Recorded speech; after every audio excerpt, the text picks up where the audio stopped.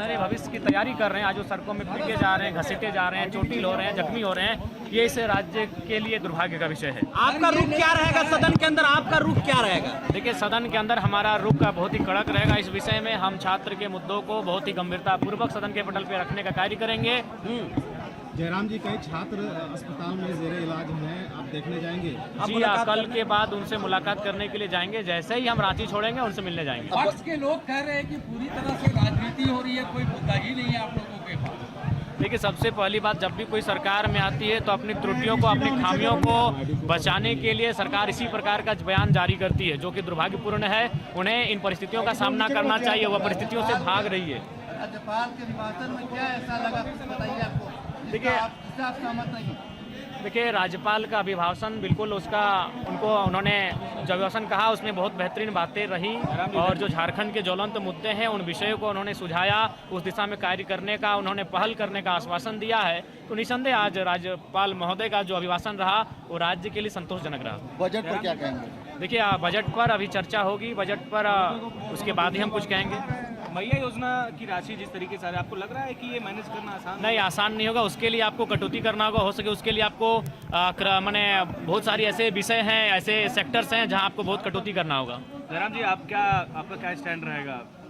देखिए, हमारा स्टैंड जनता के लिए रहेगा। जो भी विषय या फिर जो बजट लगेगा कि वो जनता के लिए हितार्थ के लिए, उनका स्वागत होगा। लेकिन जो लगेगा कि यहाँ ये नहीं होना चाहे तो उस पर हम मुकर के बात को रखेंगे। मैया योजना पर जयराम जी का क्या स्टैंड है? उस पर स्टैंड मेरा पहले भी वही था, आज भी वही, कि बिल्कुल गलत स्टैंड है। आप 18 साल की लड़की को अगर 2,500 रुपये फ्री में देंगे तो जाहिर सी बात है वो अपनी प्रतिभा को कहीं ना कहीं खो देगी और कहीं ना कहीं वह आलस स्वभाव की हो जाएगी। मतलब वो तो कह रहे हैं कि सशक्तिकरण के लिए दिया नहीं, सशक्तिकरण नहीं है बिल्कुल।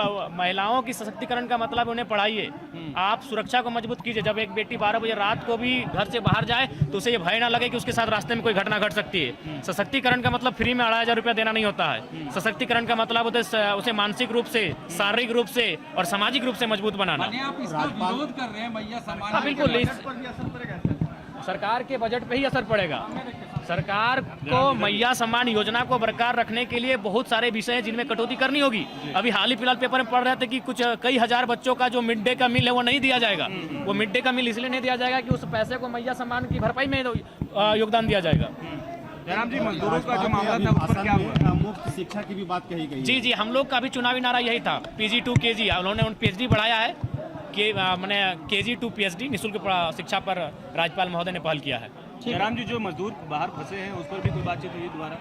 देखिए, दोबारा नहीं, लेकिन जो चूंकि वो 3 विधानसभा का मामला है तो तीनों विधायक इस बात को लेकर काफ़ी गंभीर है और उस दिशा पे कार्य चल रहा है। हम लोग अपने स्तर से भी जो हमारे साथी बाकी विदेश में रहते हैं उनसे हम लोगों ने लाइनअप करने को कहा। हमने कहा गैर सरकारी सुविधा और सहायता भी अगर उनके मिल पाती है तो आप वहाँ तक पहुँचाएं। ठीक है, धन्यवाद।